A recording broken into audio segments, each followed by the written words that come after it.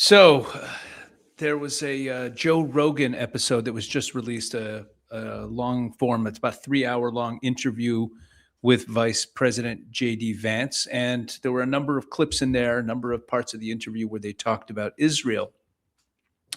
And I want to get into that in this video. I want to talk about some of the things that J.D. Vance said. And I've talked about J.D. Vance, the Vice President, a number of times already. I made a video about him when the MOU was announced, where he said some harsh things about Israel around that time. And I think that we're discovering a little bit of a pattern here. And I want to get into that here, get into some of the specific things he said. Okay, so let's just get right to it. Let's pull this up on stage.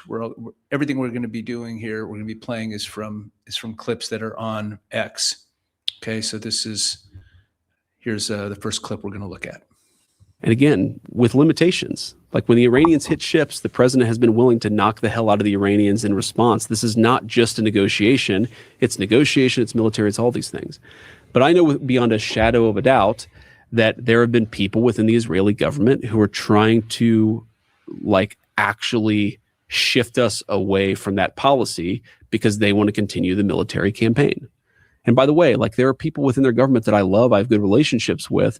I hope, and I don't think that they're part of this. I mean, the ambassador of Israel to the United States, I think, is actually a really good guy. Obviously, he cares about Israel first. I care about America first. But there are some people within their system we know beyond a shadow of a doubt who are manipulating and trying to change American public opinion to keep the war going on indefinitely. Again, not towards any objective, but just indefinitely. And again, okay, this is absurd. Absurd. Now, first of all, wanting to influence American public policy, that's not some nefarious thing. That's a thing called diplomacy, lobbying, right? That's what governments do. They try to, what's the definition of diplomacy? The definition of diplomacy is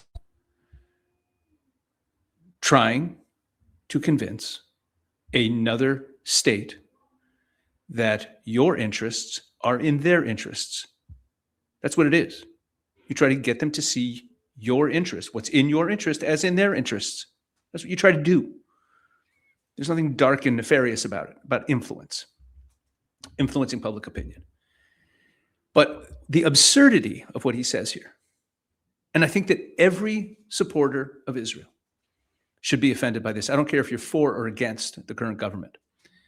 But what he says here is that I know beyond a shadow of a doubt that there are elements of the Israeli government who want the war to continue indefinitely, not to achieve any specific objective. Let's play the last couple seconds of that again, just so you hear what he says there. And trying to change American public opinion to keep the war going on indefinitely. Again, not towards any objective, but just indefinitely. Who is he talking about? Who in Israel wants the war to continue indefinitely, not towards any objective? Here's what Israelis want. Okay? Israelis want to defeat our enemies. Now, does that mean that we have the same goals as the United States? No, we do not have the same objectives as the United States. He's talking in the context, and we're going to get into this a little bit more, about the memorandum of understanding, right? That he was trying to, reach. He was the one who was the driving force, or at least the front man of the 14-point memorandum of understanding with Iran. And he's saying that there are elements in the Israeli government and the Israeli political establishment that did not want this deal to go through, that did not want this approach. That is correct, because Israel did not see the memorandum of understanding was a perfect moment in this war where what was at the time stated as U.S. objectives and Israeli objectives diverged. That's fair. Israel has different objectives, but there is no one in the state of Israel, nobody, even the most extreme people, want war indefinitely, not towards any specific objective. Even if you're the most hawkish person in the world and you want to just completely decimate and destroy every enemy around us, no one wants war indefinitely. He doesn't say who he's talking about. No, he's not going to name names, but that's part of it. I'm not saying he should have, but he never does. It's so easy to say things like this and to say he knows beyond a shadow of a doubt. Those were his words. Beyond a shadow of a doubt, there are people in the Israeli government who want war indefinitely, not towards any specific objective. This is not clear thinking. It's not accurate. It's not based on anything.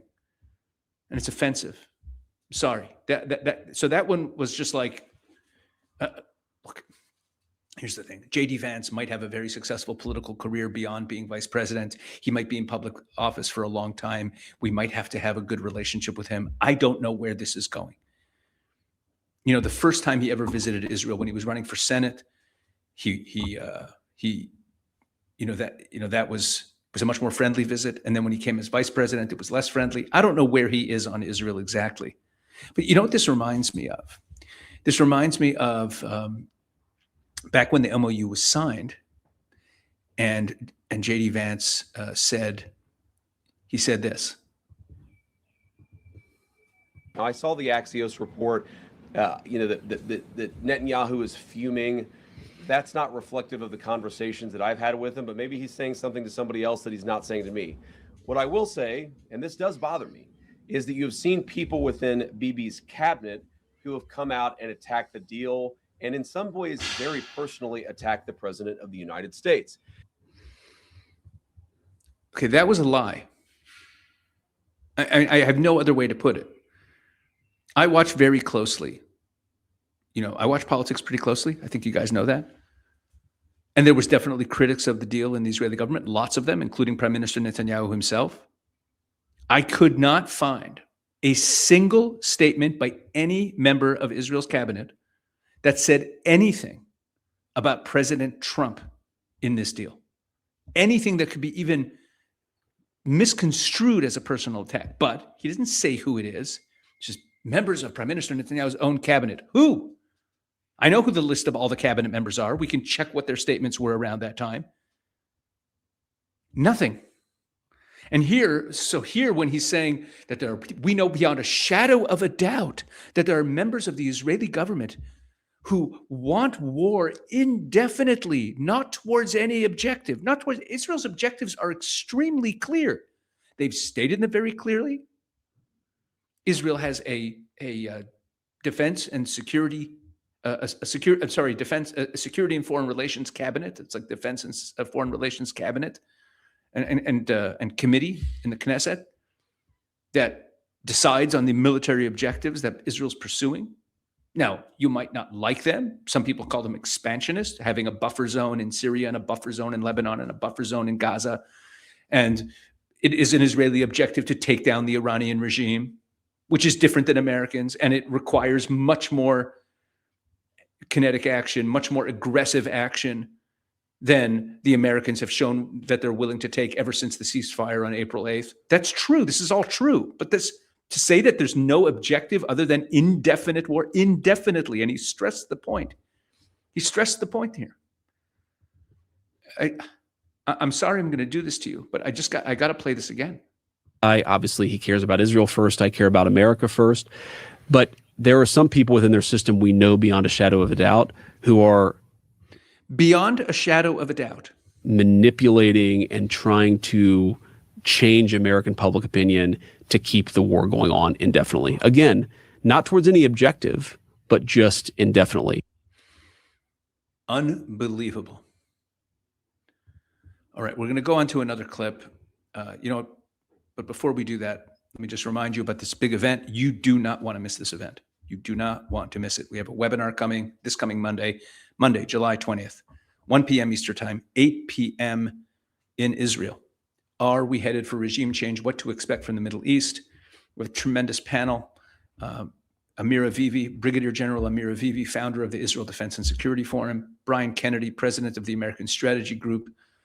And he is a senior fellow and former president of the Claremont Institute. Dr. David Wormser, Senior Analyst for Middle East Affairs at the Center for Security Policy, and Lieutenant Colonel Jonathan Conricus, Senior Fellow of the Foundation for the Defense of Democracies and former IDF spokesman. An all-star lineup. A few people asked in the comments if there's a fee for this webinar. There is no fee whatsoever. Register for the webinar. And even if you can't make it at the time, no problem. When you register for this webinar, whether you attend or not, you will get an email afterwards with a link where you can watch the full webinars. You can watch it on your own time. You do not need to be attending at the time of the webinar. But the only way to get the webinar is to register. So make sure that you are registered for the webinar. So click on the link in the description of this video to register, and that will that'll bring you there. Or you can click this. You can click the QR code. But make sure that you're registered this coming Monday for this very, very important webinar. Okay, you don't want to miss it. Okay, now let's go back to our clips and let's watch clip number 2 of Vice President J.D. Vance yesterday on the Joe Rogan podcast. Here we go. But I definitely think you have seen this very discreet, extremely well-funded campaign to try to derail the negotiation and try to derail the deal. And, there's this Time article that came out yesterday. A friend sent it to me. It's like worth reading because it lists a bunch of people who have quite literally been paid by a former Trump campaign person who was himself paid by certain elements within the Israeli government. And those people are attacking me viciously for quite literally trying to accomplish the negotiation objective that the president set for the country. So what is their position? Like, they're attacking you how? Oh, it's social media posts. It's, they're leaking to reporters. They're attacking me obsessively, saying that we should not be negotiating with Iran. Okay, he's talking about social media influencers who are leaking to reporters. I'm not sure what he means by that. But he's also, remember what he's talking about here before we continue here.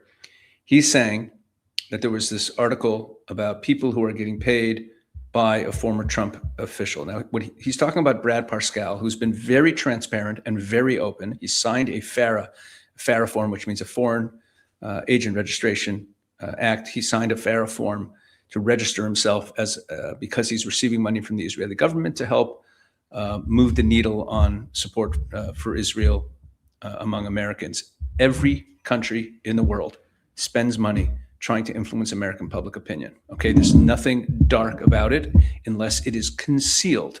And there is no one more transparent about the work that he's doing in trying to improve Israel's image in America than Brad Parscale. And he's talking about personal attacks on himself. Again, I don't know where the personal attacks are. I don't know what he's talking about. Maybe there are. But he's making it sound like some sort of conspiracy when everything is above board. Everything is everything that's happening is legal and above board. It is people who are advocates for Israel and are very public about it. But let's keep going. We should just keep the military campaign going indefinitely, and that there it is again.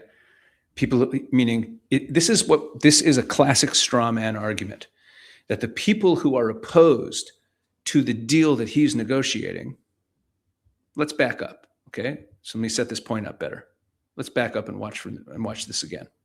This very discreet, extremely well-funded campaign to try to derail the negotiation and try to derail the deal. And, there's this Time article that came out yesterday. A friend sent it to me.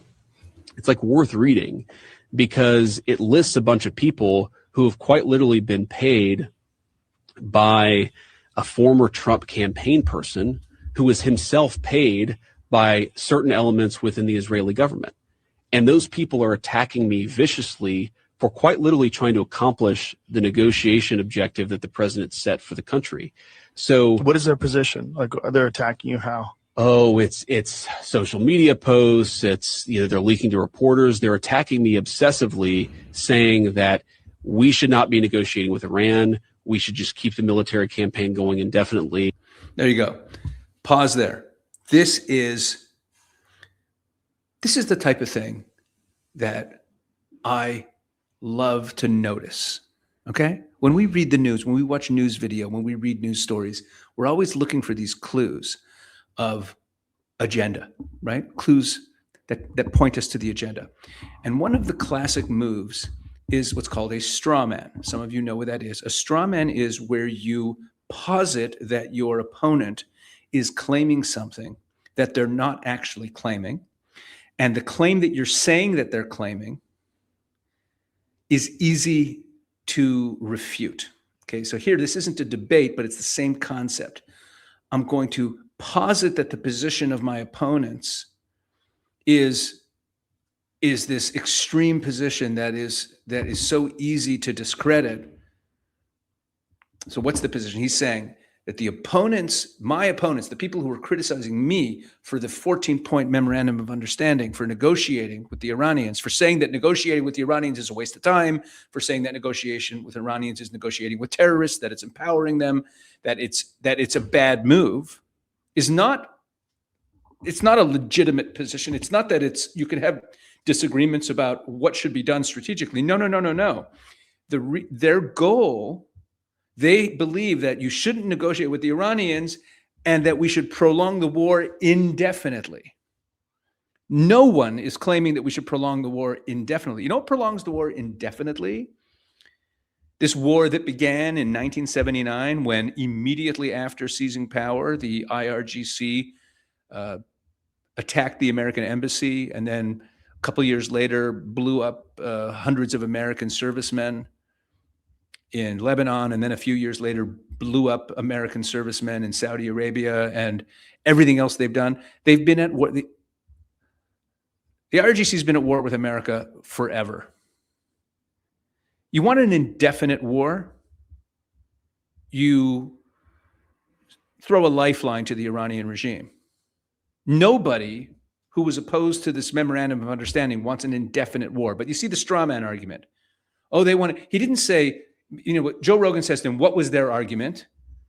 And instead of saying their argument was that this memorandum of understanding gives too much to the Iranians, that it concedes too much, that it throws them a lifeline, and that it undermines the ultimate war objectives, and that agreements made with the Iranians aren't worth the paper they're written on because they can't be trusted. He doesn't lay out the argument. When Joe Rogan says to him, what is their argument? He says that they want the war to continue indefinitely. Oh gosh, those extremists, those warmongers.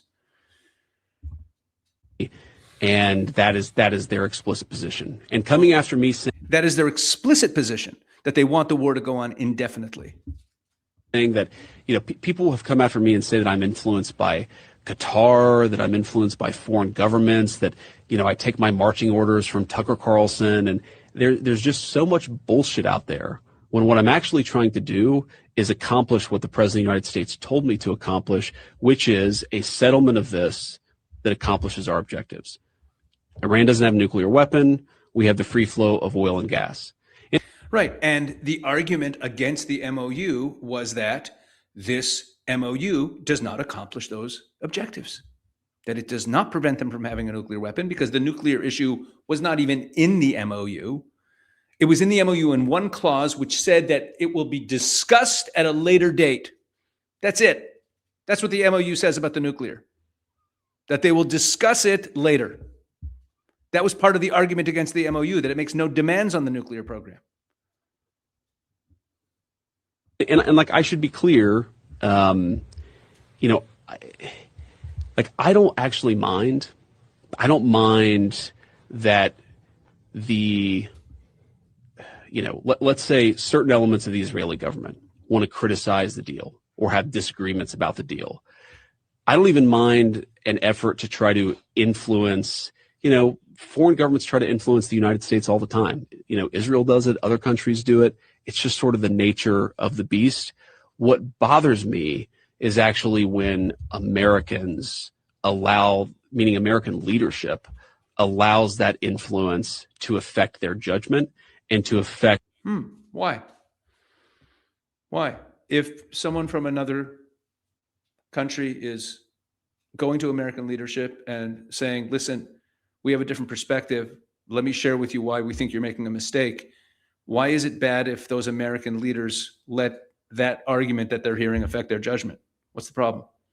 think it's called lobbying, diplomacy. What they are advocating for. That's what really bothers me. People are always going to try to influence the United States of America, whether they're allies of ours or whether they're enemies of ours.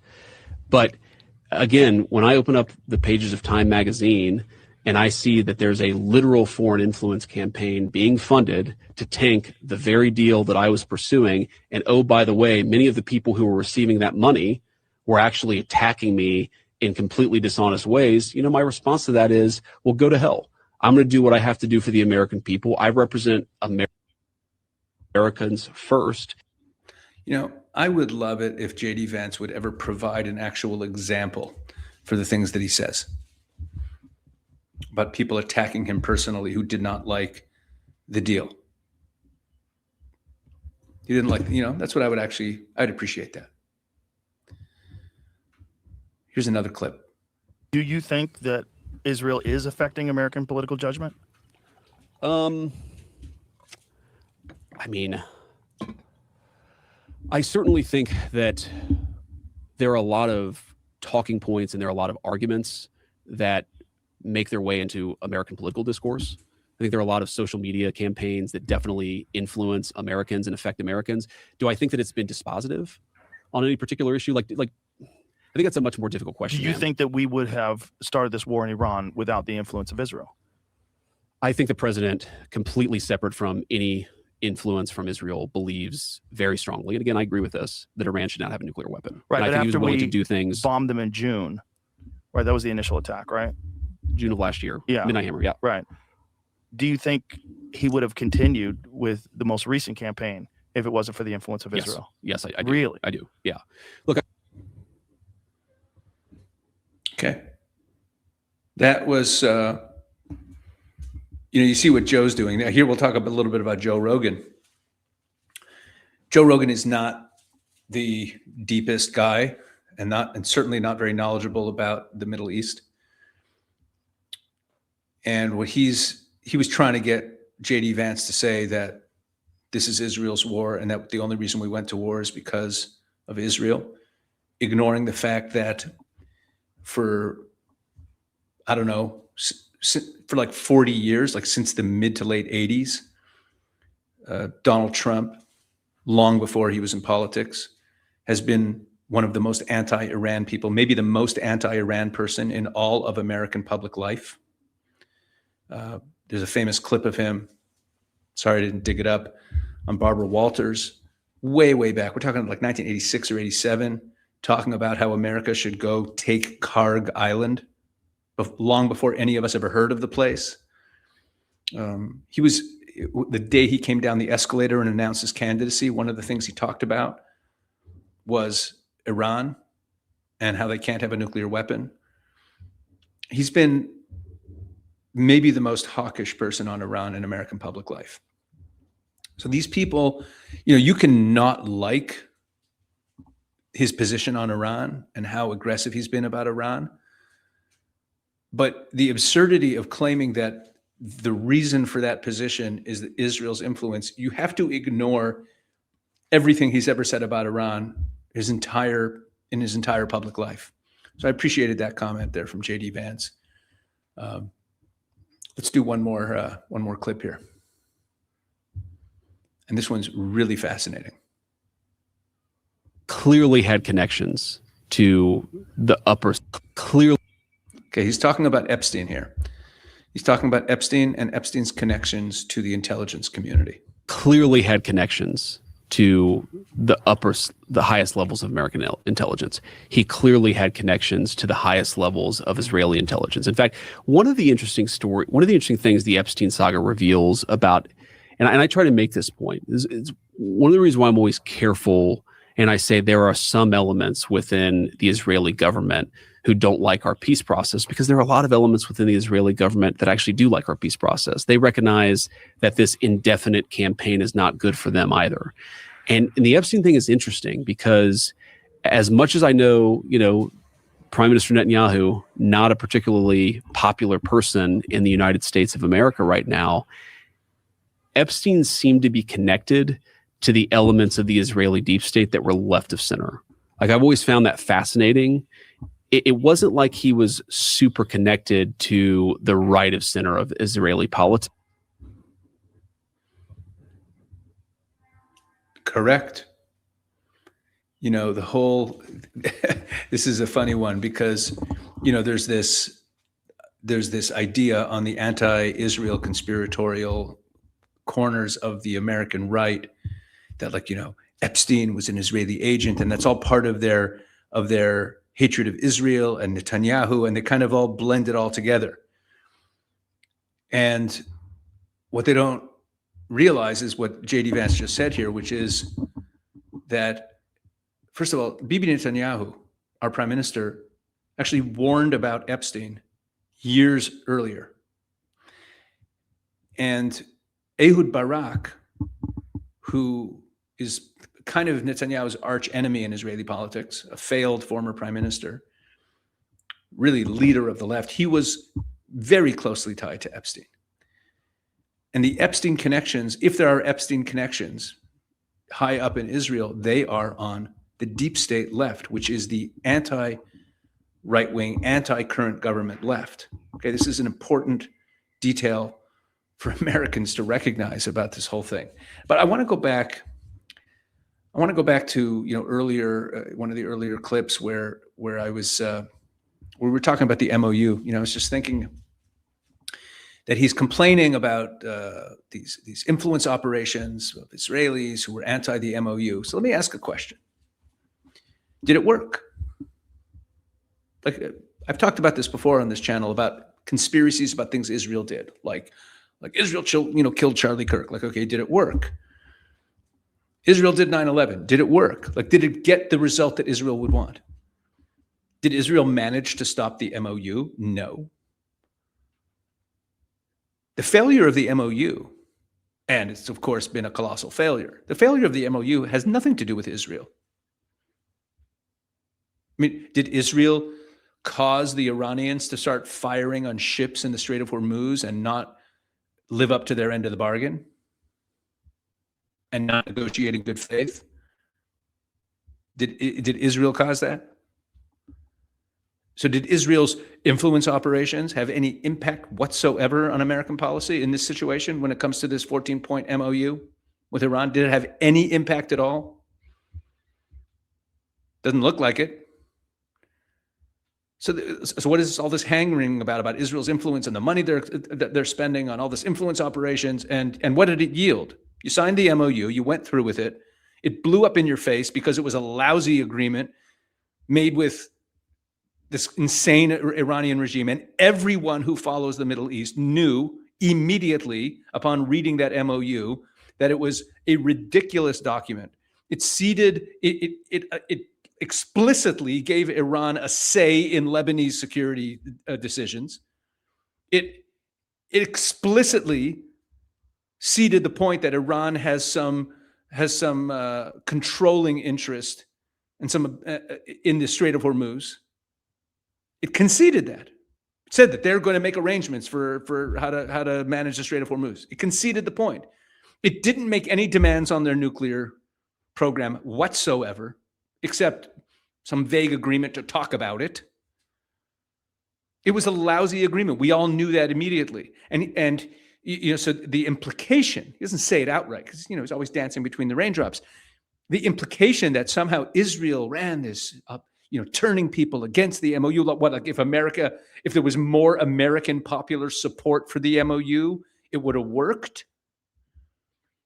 Look, I don't know what J.D. Vance's problem with Israel is, but this is really becoming a pattern. And the pattern is also, it's not even that well done. He never names people. He never gives concrete examples. When Joe Rogan asked him, give me some examples of these attacks, he just sort of, he again spoke in generalities. Like a month ago, where he was saying that there are members of the Israeli cabinet who have personally attacked President Trump, which was false. I don't understand where it's coming from. I feel that J.D. Vance is someone who is not that experienced politically.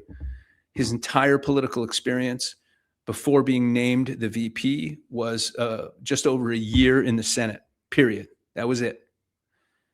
And I think that is a bit of a problem. So, yeah, I found a lot of this disturbing. Now, I just want to throw in one last point, which is that a number of the clips that I showed you here, the two that were most anti-Israel, were from Clash Report. You might have seen this this Twitter account, Clash Report. They do a lot of breaking news, and it's kind of interesting that they've been pushing these clips, especially the really anti-Israel clips from this Joe Rogan interview, because Clash Report, my good friend Eitan Fishberger, who you should be following on X or on Substack at the Fish Files, he did a deep dive report. He's an investigative reporter, and he did a report about Clash Report, about this popular website that people think of as a kind of, politically conservative breaking news website of some sort.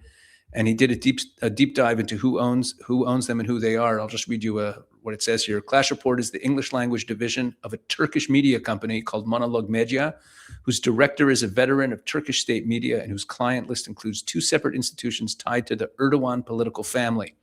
Its editors are staff are alumni of Turkish state news outlets. Its only advertiser is a Turkish state defense contractor, and its podcast host promotes confirmed Muslim Brotherhood leaders, etc., etc. And he wrote a whole long deep dive report here about Clash Report. And I'm only bringing that up because this is, we're talking about influence operations and who's running influence operations. And here's this very influential breaking news site on X that everyone uses in political media, Clash Report, that is putting out clips, these clips that are going viral of J.D. Vance talking about Epstein and talking about Israel and talking about all this stuff. And Clash Report is actually a Turkish government op.